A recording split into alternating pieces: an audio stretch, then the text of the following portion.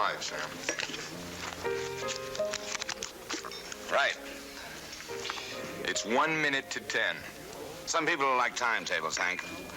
Not only will Stover be on time, but he'll tell us how hard he worked today, how many hours he put in, usually 14, how many orders he shipped out, and he'll want to pay the check.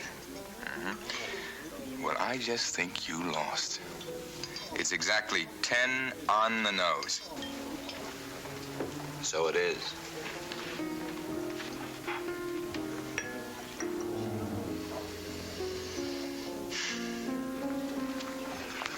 Hello, Sam. Hello, Doug.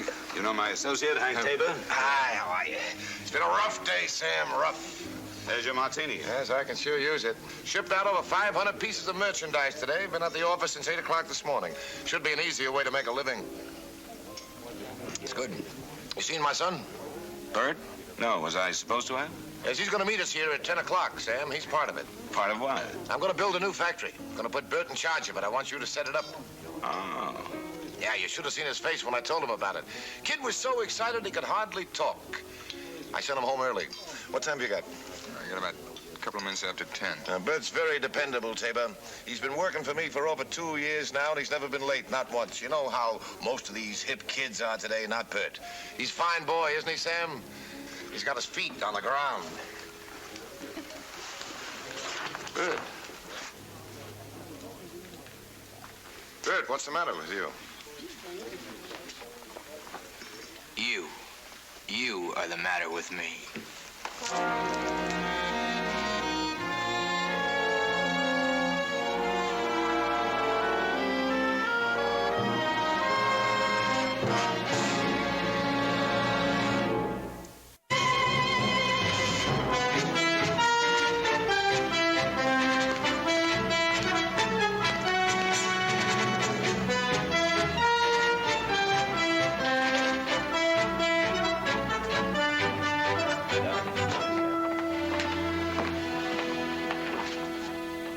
Any trouble before, Your Honor.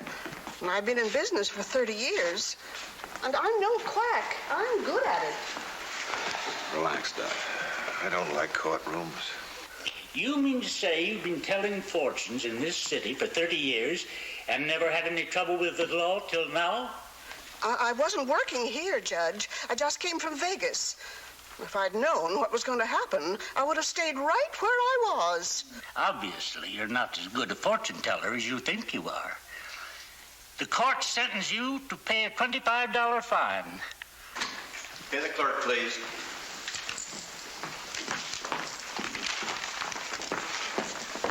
Your Honor, I call line 6 on the morning calendar, number 7707, Herbert Allen Stover.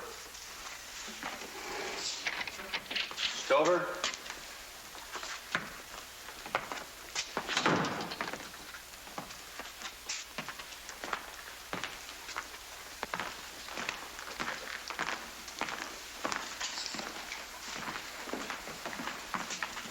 Herbert Allen Stover.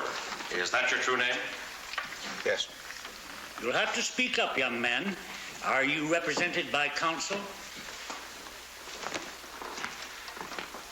Your Honor, I represent Mr. Stover. Read the complaint. Herbert Allen Stover, you're charged with violation of Section 23102 of the Vehicle Code of the State of California. That on or about the second day of this month, you did unlawfully operate a motor vehicle along Would my father have to come? Highway. Yes. In the city and county of San Francisco, while under the influence of intoxicating beverages. Mr. Benedict, is your client ready to plead? Yes, Your Honor. Mr. Stover, how do you plead? Guilty. Your Honor. Mr. Benedict? May I remind the court that my client has always been a responsible member of the community, and that this is the first time he's been in trouble with the authorities. I'm aware of that, Mr. Benedict. But I wonder if your client is aware of the fact that an automobile driven by a man while under the influence of intoxicants can be a very dangerous, even lethal weapon. You smashed your car last night, didn't you? Yes. Do you realize you could just as easily have maimed or killed an innocent person? Your Honor, I do not mean to minimize the seriousness of the charge. But before passing judgment, I would like the court to take into account the background of my client. I have known his family, his parents, for a number of years and have been a frequent visitor at their home. They've always been sober, law-abiding citizens. And I can promise the court there will be no recurrence of this unfortunate incident. I sincerely hope Mr. Benedict's faith in you is justified. It is the sentence of this court that you pay a $250 fine or 10 days in the city prison, and that your license to drive be suspended for 30 days from this date. Thank you, Your Honor.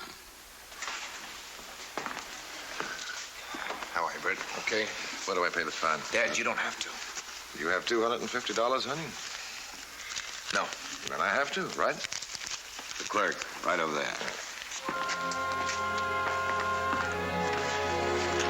Your Honor, I call line 7 on the morning calendar number 7708, Michael Priest.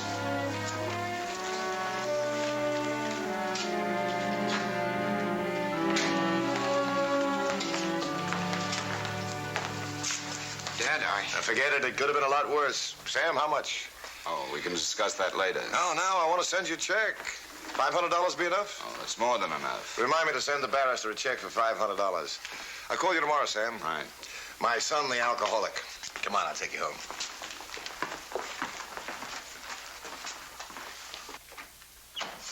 Claire! Claire, we're home. Claire! You'd better get cleaned up, Bert. I don't want your mother to see you looking like that.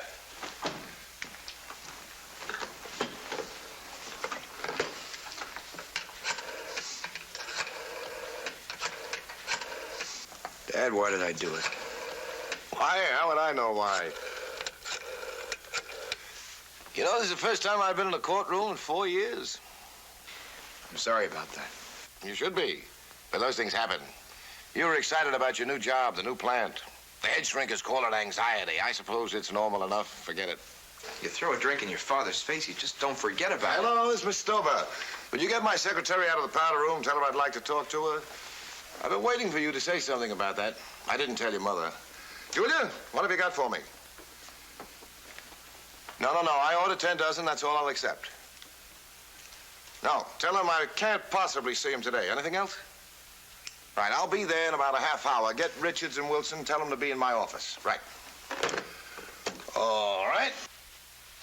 You can't forget it? And suppose you explain it to me.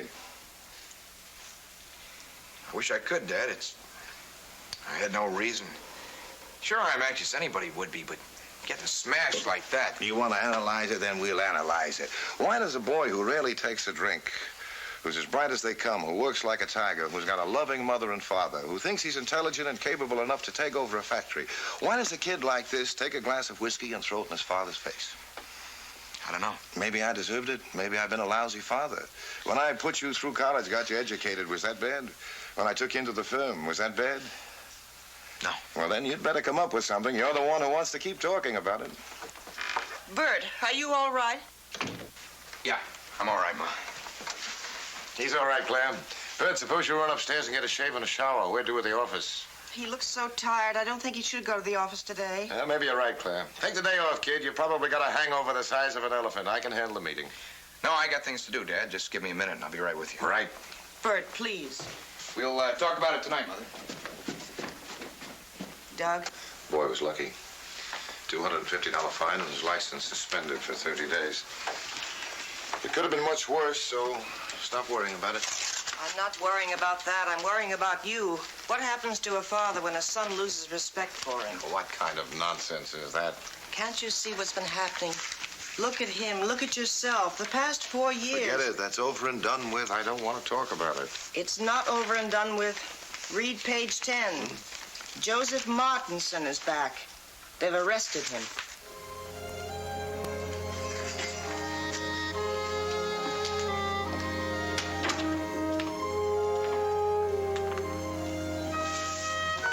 Mr. Morganson? You Sam Benedict? No, my name is Henry Tabor. I'm an associate of Mr. Benedict's. Well, I want to see Mr. Benedict, nobody else. He's tied up right now. He asked Now, me... don't give me any of that tied-up jazz. A man gets picked up by the police. He's in a jam. He sends for a lawyer. That lawyer's got to come, right? That's ethics, right? If he can. Now, Mr. Martinson, since Mr. Benedict is tied up in court, perhaps you should call someone else. Mr. Tabor, please, do me a favor, will you? Will you tell Mr. Benedict that I need him? What were you picked up for? Oh, drunk and disorderly, but I don't care about that. But after they got me fingerprinted, they started giving me the business. They're charging me with burning down the Stover factory 4 years ago. Stover? Yeah, I used to work for him. In fact, he fired me the night that he burned down the place. You're accusing Douglas Stover of setting fire to his own factory? He was in bad financial trouble. He collected a wad of money from the insurance company. That's what put him back into business. Now, it was Sam Benedict that defended him 4 years ago, and it was Sam Benedict who got him off. And now they're trying to pin the rap on me. And the way I figured, that makes Mr. Sam Benedict a party to this. And if he's any kind of lawyer at all, he ought to want to know the truth, right? So please tell Mr. Sam Benedict that his new client is waiting to see him.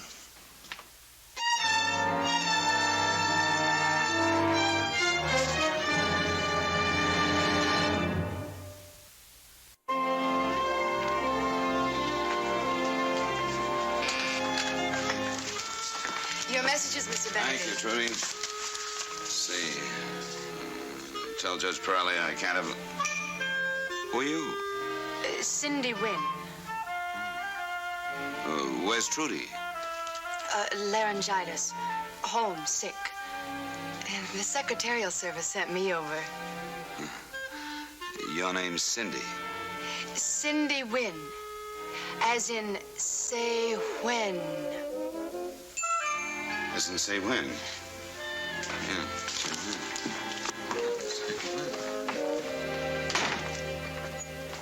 Oh, say, have you met Cindy Wynn, as in, say when? Met her. I hired her. The service sent over 3 girls, and I picked Cindy. Well, if you ever decide to go with the law, you can always go into personnel work. What about Joe Martinson? Well, he says he's innocent. Furthermore, he says Stover set fire to his own factory. Doug Stover was innocent of that charge. He wasn't anywhere near the factory the night it burned. Not according to Martinson. He's probably lying. What kind of cases does the DA have against him?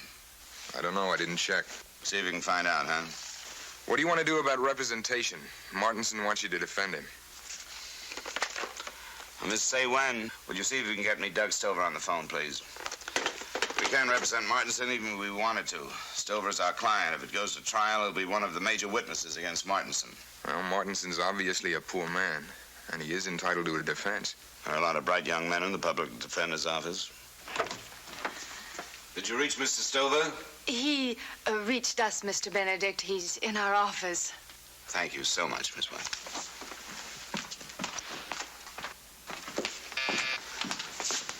We've been trying to get you. You saved yourself a dime. Morning, Hank. Morning. Joe Martinson's been arrested. You must have an ear in the city jail. Claire reads the papers. Phone the DA. No calls. Come on. How's Bert? Never mind about Bert. The newspaper said that Martinson had been picked up for being drunk and disorderly. Is that all there is to it? Not anymore. Arson? Arson. But the fire happened 4 years ago. There's a statute of limitations. 3 years, isn't it? That's right. But Martinson ran away, so the statute was suspended for 2 years. They can prosecute.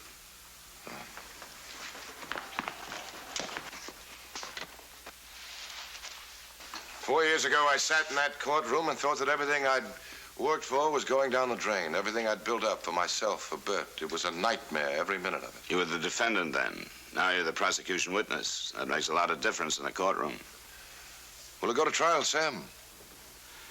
Depends on the results of the preliminary hearing.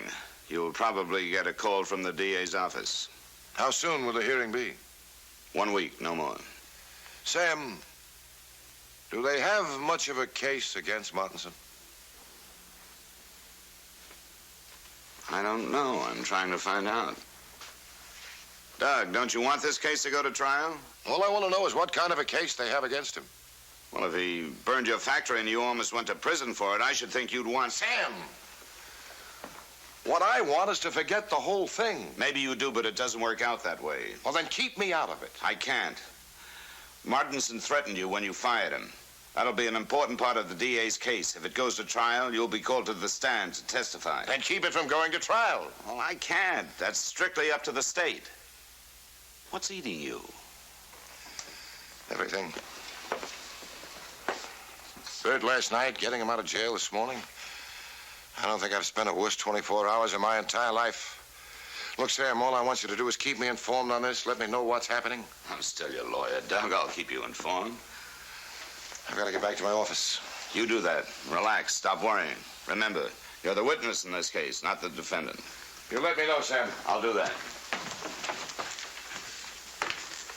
Goodbye, Mr. Stover. Goodbye.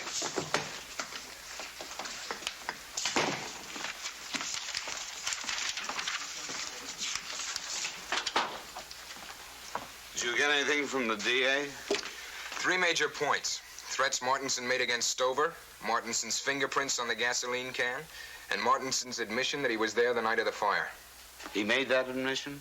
Well, he says he went there to see Stover, and he says he saw him. Didn't you tell me Stover was home that night? Stover swore to me he was at home that night, and his wife verified the story. And he said the same thing on the witness stand. The jury believed him, and I believed him. He made an excellent witness, Hank. Firm, positive, convincing.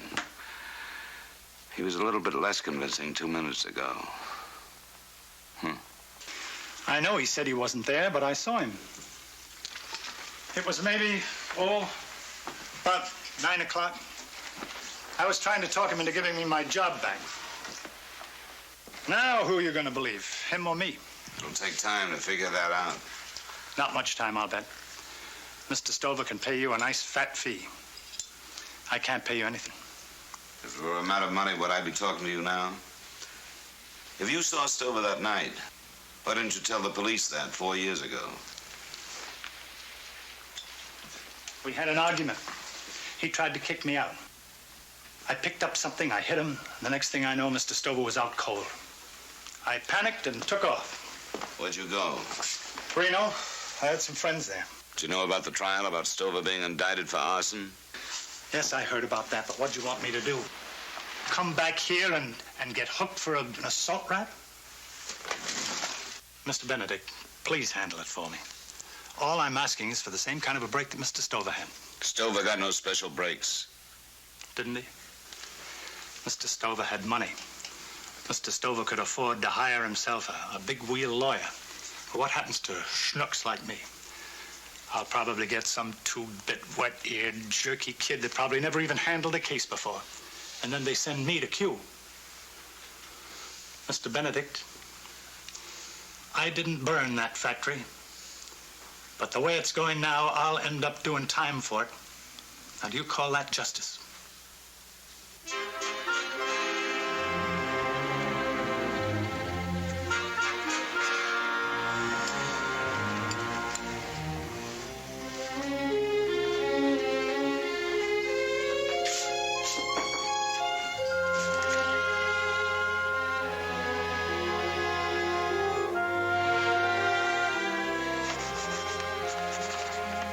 Plans for the new factory, Doug? You shouldn't sneak up on me that way, Sam. I keep a gun in the drawer. And whiskey. I don't believe in drinking on the job, but in this case, let's make an exception. Water, Sam? Yes, thank you. It's been a rough day. How was the law business? I put in my 14 hours. You know what that boy of mine did today? He insisted on coming into work. After everything he went through, he did a fine day's work, too. Thank you. Yeah. Cheers. Cheers. He's a fine boy. I want you to know something, Sam. Ever since he was born, everything I've done, everything, has been for him. You told me that before. I have? 4 years ago, you told me a great many things. Oh. What did you find out from the district attorney's office? They've got a pretty good case against Martinson. Will he be brought to trial? Yes, and I think the jury will convict him. I think the judge will sentence him to from 7 to 10 years at San Quentin. That's a long, long time. He's 55 years old. He may never get out of that prison alive. What can I do about it?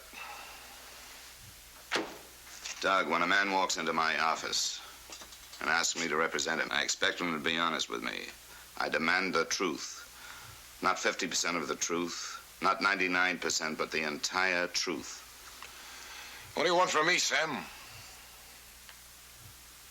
I want to know if you're going to let a man go to prison for a crime he didn't commit. Well, how do I know if he did it or not? I talked with Martinson today. He told me you were in the factory the night of the fire.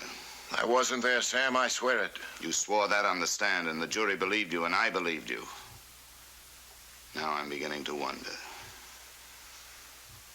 Sam, he's a bum, a drunken bum. I felt sorry for him. I gave him a job. He almost killed me, Sam. Did you know that? He almost killed me. But he didn't burn your factory, did he?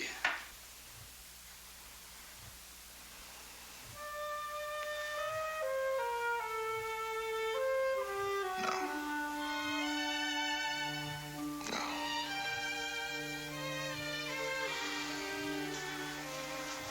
I grew up struggling for every dime. I've worked hard all my life to build something that I could give to my son. Bert was just getting out of college. The business was failing. I had to get started again. There was nothing here for him, nothing. What was I going to show him for my life's work? Books filled with figures in red ink.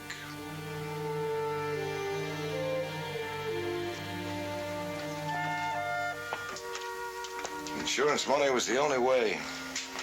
It was for Bert that I burned the factory. Tell me, Sam. Now what have I got to give him?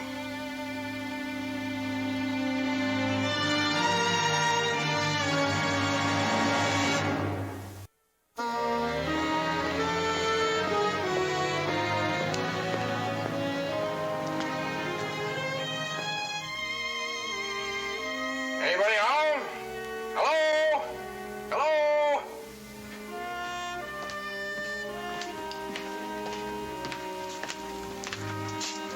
Just a second.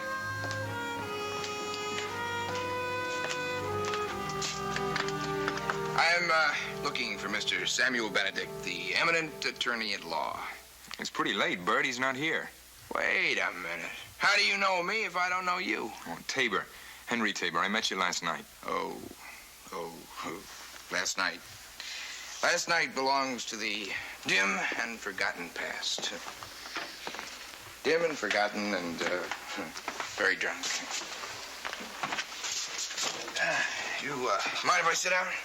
I was just going out to get some coffee. You want to come along? No, I think I'll wait here. I have something of great importance to give to Mr. Benedict. Well, I'm not sure he's going to come in. Oh. Oh, that's too bad, too bad. Well, would you see that he gets this? It's a check for $500 for saving me from the clutches of the law this morning. Thank you. Oh, and make sure he knows it's my check, not my father's. Do you like being a lawyer, Tabor? Yes, I do. Did your father want you to be a lawyer? Yes. Are you a good lawyer? Pretty good. You must make your father very happy. I don't make my father happy at all. Not at all. Do you like to walk, Tabor? My father likes to walk. When I was a boy, every Sunday he'd take me with him. I was very small, and he looked like a giant. And he'd take big, long steps, and I'd have to run to keep up with him. He'd never slow down. I always had to run. And then I'd get home exhausted. And he'd pat me on the head, and he'd say, "Bert, you're a fine boy, fine boy." Sometimes he'd say, "You love me, Bert, don't you?" "Sure, Dad." Love him? How can you love a man when you're exhausted from trying to keep up with him? I work hard. I put in a full day. I do the best I can. I'm just not as good as he is. Nobody could be. Nobody. Hey, come on, let's get that coffee. No, I gotta go. But you see that Mr. Benedict gets that check. Very important, Tabor. A plant manager should be man enough to pay his own bills.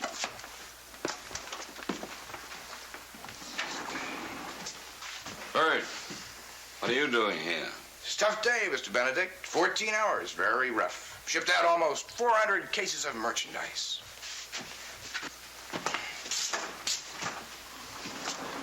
Did you talk to Stover? Yes, he's coming here the first thing in the morning. We're going to the DA's office together. A confession? What was Bert after? Oh. I think it comes under the general heading of self-respect.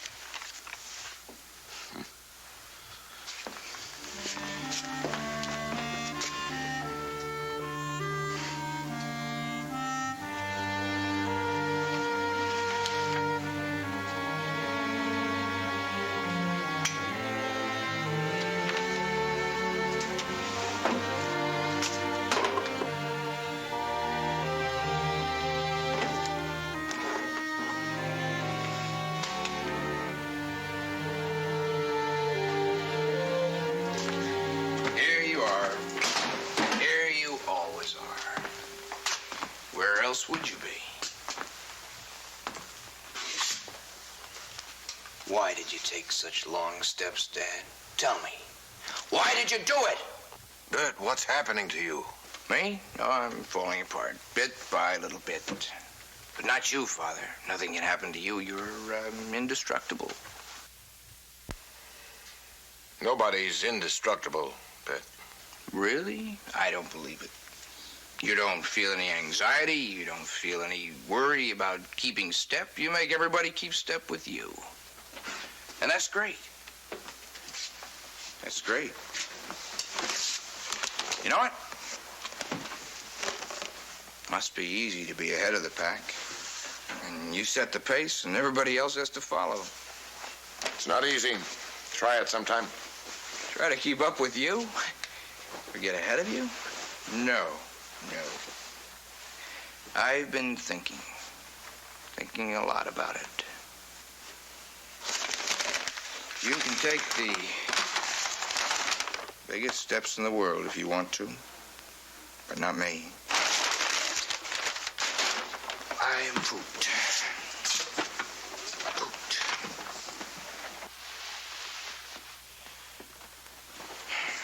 Come on, son. I'll take you home. Home? Why, we've only been here 14 hours today. I got an idea.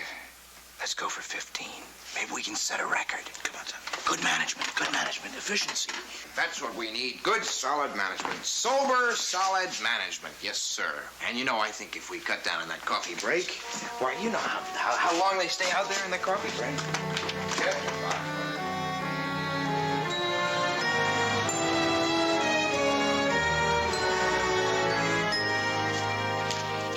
Yet, but I expect him any moment. What? Oh, yes, of course, I'll tell him. Oh, hold on a minute, please. Mr. Benedict, I have Mr. Stover's office on the phone. He can't make the appointment. They say he'll be tied up all day long. Give me that. This is Sam Benedict. Let me talk to Mr. Stover. I don't care what kind of meeting he's in. Let me talk to him. What do you mean he can't be disturbed? Here.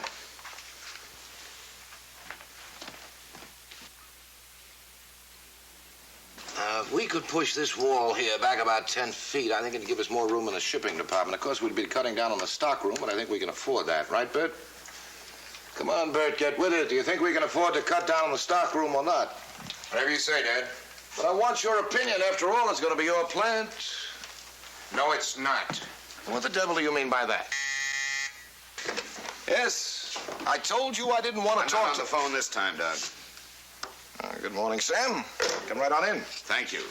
Get them out of here. Sam, we're in the middle of a very important... You too, Bert. We'll only be a few minutes.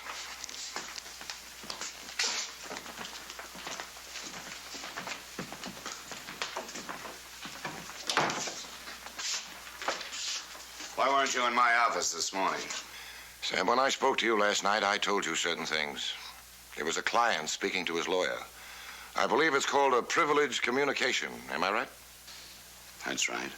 And as I understand the law, you, as my lawyer, cannot repeat anything I said without getting permission from me. Is that right? That's correct.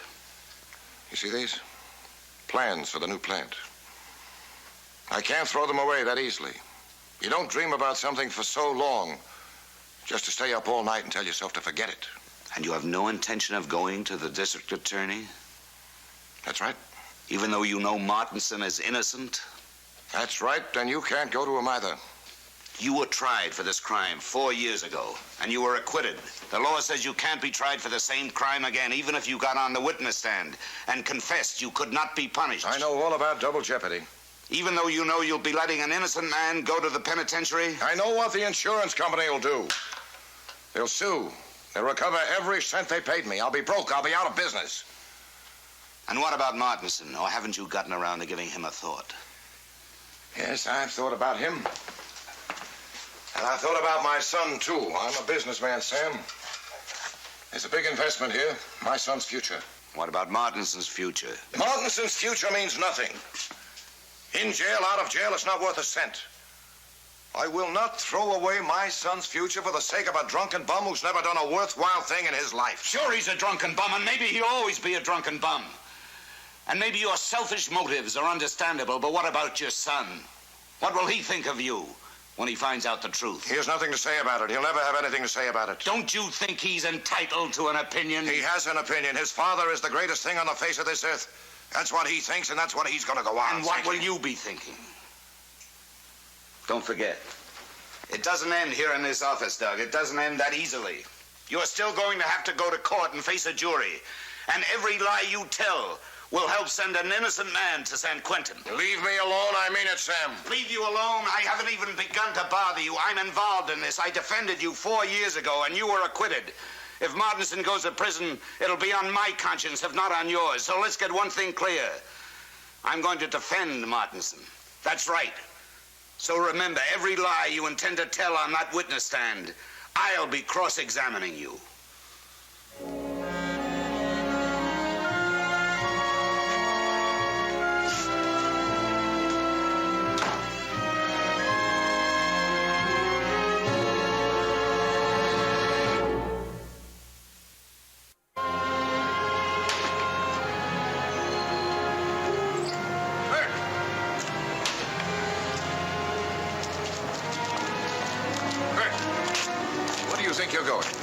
Are you out of your mind? We've got a meeting going on there. You have a meeting, not me. Have you been drinking again? Nope, cold sober. The most sober moment of my life. Dad, I quit. I resign. I'm checking out. When did you make that decision? 5 minutes ago, last night, a year ago, I don't know. Anyway, I'm leaving. You must be out of your mind. I've never been in better health. And don't try to waste your time talking me out of this. They're waiting for you in there. They can wait. Now, you're going to come to your senses or else... Or what? You'll give me 5 demerits, make me stand in a corner? I'm not your little boy anymore. Maybe you haven't noticed, but I've grown up. Or if not grown up, at least aged. Don't run out on me, Bert. Don't do it now. Run? Now I've done all the running I'm going to do. Maybe you've forgotten what the judge said. From now on, I walk.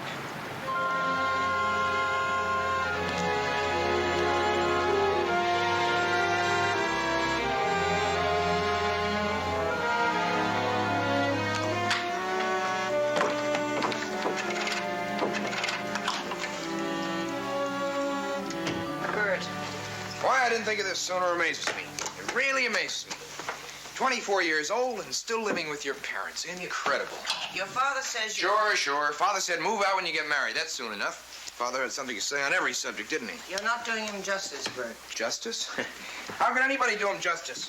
They'd have to catch up with him first. You only see one side of him. There's much more to him than that. Well, maybe that's the only side he ever showed me. Listen to me. Your father's been under a terrible strain, Bert. The last few weeks... Ma'am, would you leave us alone? Why? I want to talk to Bert. Alone? And I would like to know why. He's not only your son, I'm his mother, too. This is between Bert and me. Oh, man talk. That's your usual phrase. Man to man. That's the way it's been for years. Claire, don't start that. Maybe it's time I should. Maybe it's time I opened all our eyes. Oh, I've watched you for years, Doug, make a machine out of that boy's Claire. life. A gadget with buttons that you could push in any direction or another. Mother was only somebody who brought the food and hired the maid and gave nice parties. Claire, that's nonsense. And when there wasn't enough money to hire maids and give nice parties, Mother was somebody who lied for you. Claire. Lied about what? Claire, please. About the fire 4 years ago. Your father... Bert, she's upset. She'd say anything to keep you here. You burned the factory? No, that's not true. That's crazy. Why? Claire, please, what's the point of telling him He did things? it for you, Bert, for you. He wanted you to have something when you got out of college. He wanted you to be proud of his success.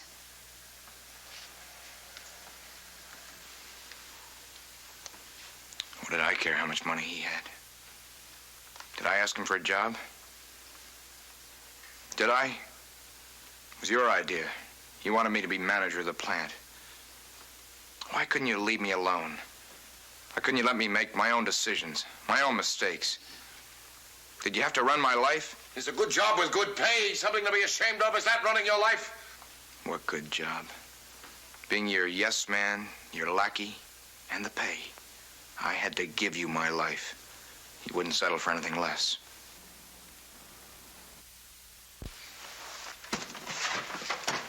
Just a minute. If you think I'm going to let you run away from everything I've given you, you are... Given me? You mean taken? No, Bert, he's right. He may have demanded a lot, but he's given a lot, too. Think of that. He may have been wrong in what he did, but he did it for you, Bert. He may have failed, but at least he tried for you. With all his heart, he tried. I suppose in your own crazy way you did. I'd like to leave now. Give him a chance, Bert. He needs you now more than he ever has. No, he doesn't need me. He doesn't need anybody. That is the first intelligent thing you've said. Bert! Bert!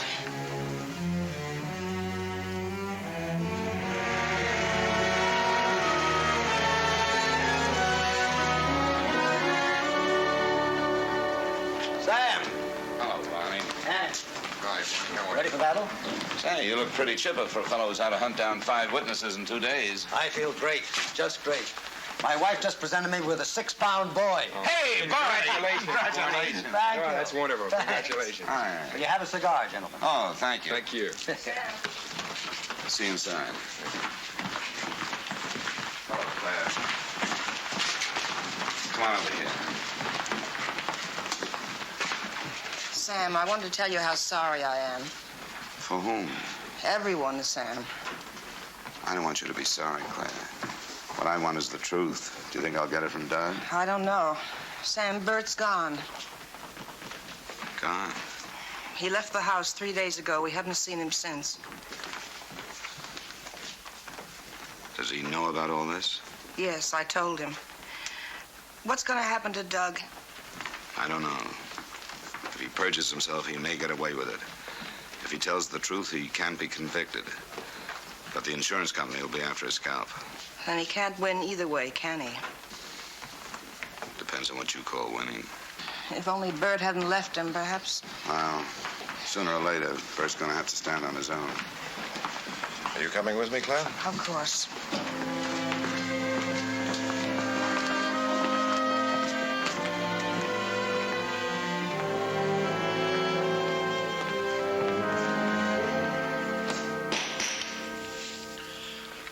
Gentlemen, are you ready to proceed in the matter of the People versus Markinson charged with arson? Ready for the people, Your Honor. Ready for the defense, Your Honor. Well, if you're ready, Mr. Ross Valley, you may call your first witness. The people call Lieutenant Jones.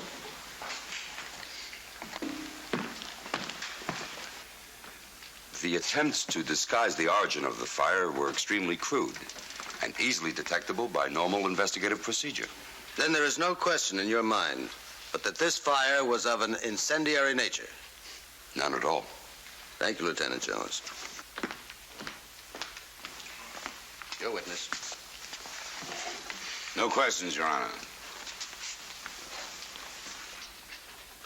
Did you check this gasoline can for fingerprints? We did. And were there latent prints on the can? Yes, Were these prints identified? they were. They matched those in our file on Joseph Martinson. Is that the gasoline can you hit Stover with? Yeah, but it was heavy. It was full. Why weren't Stover's fingerprints on that can? He was probably wearing gloves. He was wearing gloves. I have no further questions. Your witness, Mr. Benedict. No questions at this time, Your Honor, but the defense reserves the right to call this witness at another time. Very well, Mr. Benedict. You may step down. I call Douglas Stover. Douglas Stover?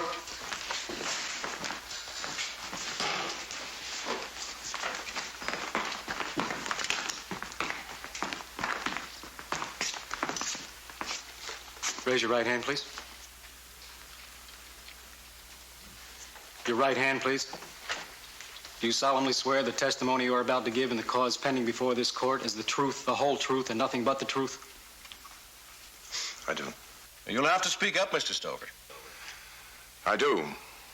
State your name, address, and occupation. Douglas Stover, 117 Fairmont Avenue. I'm president of Stover Lighting Appliance Company. Take the stand, please.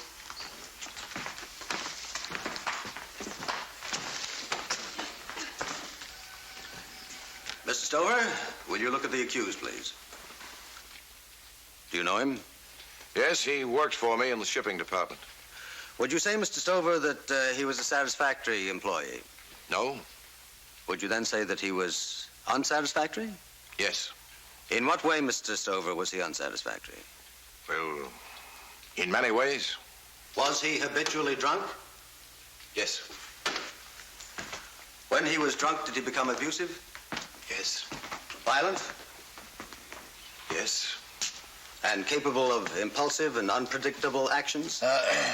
One moment, Mr. Ross Valley. Mr. Benedict, what about that question? Are you going to object? Certainly calls for a conclusion. Your Honor, I'm aware that Mr. Roswell is asking the opinion of the witness, but I am most anxious to hear what Mr. Stover has to say on this matter. Very well. Proceed, Mr. Ross Valley. Would you say then, when Mr. Martinson was drunk, that he was capable of impulsive and unpredictable actions? Yes. May I ask the witness to speak loudly and clearly? Well, that seems a reasonable request, Mr. Benedict. Mr. Ross Valley, would you please repeat the last question? Would you say then, when Mr. Martinson was drunk, that he was capable of impulsive and unpredictable actions? And your answer, Mr. Stover. Loudly and clearly, please. Yes, he was. Will you tell the court what transpired between you and the accused during the day of December 4th, 4 years ago? I fired him. And when was your factory burned? That same night. Did the accused, on the occasion of your dismissing him from your employ, and in the presence of other witnesses, make certain statements to you? Yes. Your Honor, we are unable to hear the witness. I said yes. And what was the substance of these statements? Would you say that these statements were threats? Yes. Mr. Stover. Yes. Yes. And what was the nature of these threats? Your Honor, before proceeding any further, I would like to determine the purpose of Mr. Ross Valley's line of questioning. Seems fairly clear to me, Mr. Benedict. Threats made by the accused to this witness are at the heart of this case, and they will reveal not only motive for arson, but the expressed intent of committing arson. Is Mr. Ross Valley trying to say that the testimony of this witness is essential to proving a case of arson against my client? Now, Mr. Benedict, you've been practicing law in these courts a long time. Well, of course this testimony is essential, and Mr. Benedict must realize that. I want to be certain the witness realized it, Mr. Ross Valley. Mr. Benedict, are you suggesting... Gentlemen. Proceed, Mr. Ross Valley. Mr. Stover, will you state the nature of Mr. Martinson's threats? He told me he'd burn down my factory. No more questions. Your witness, Mr. Benedict. Mr. Stover, you have stated under oath that Mr. Martinson threatened to burn down your factory the night you fired him. Is that correct? Yes. In your opinion, Mr. Stover, did he burn down that factory? Object, Your Honor. I'll withdraw the question. Mr. Stover, do you have any idea who did burn down the factory?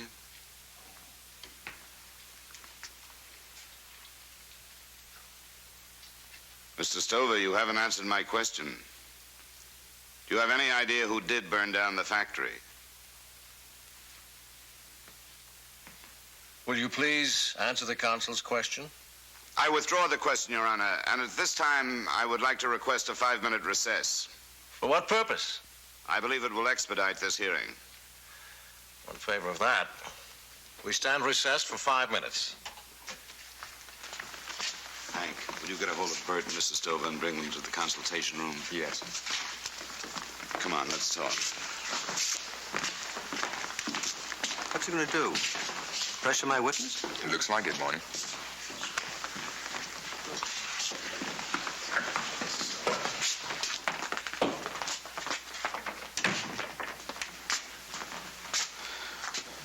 What about it, Doug?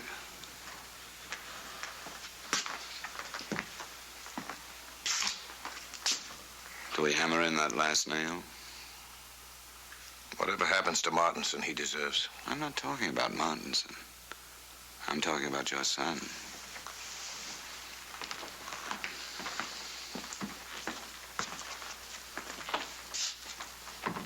We haven't got much time, Doug. You're due back in that witness stand. Make up your mind.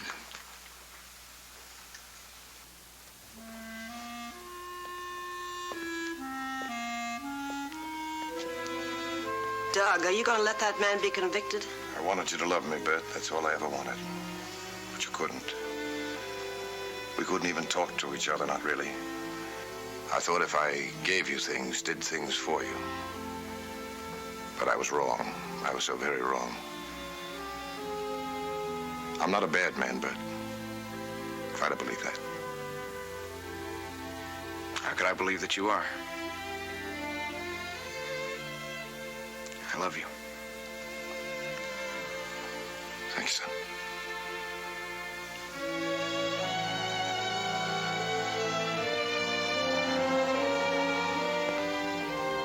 Let's go back inside, Sam. I'd like to tell the truth. Before we do, there's something I want to say. The insurance company is interested in getting its money back. But they're not going to be able to do it by bankrupting you. I'm sure some kind of arrangement can be made whereby you pay them back annually. It's going to be a big bite, Doug, and it's not going to be easy. But you've worked hard before. I'll need a lawyer to handle a deal like that. Are you available? For a fee.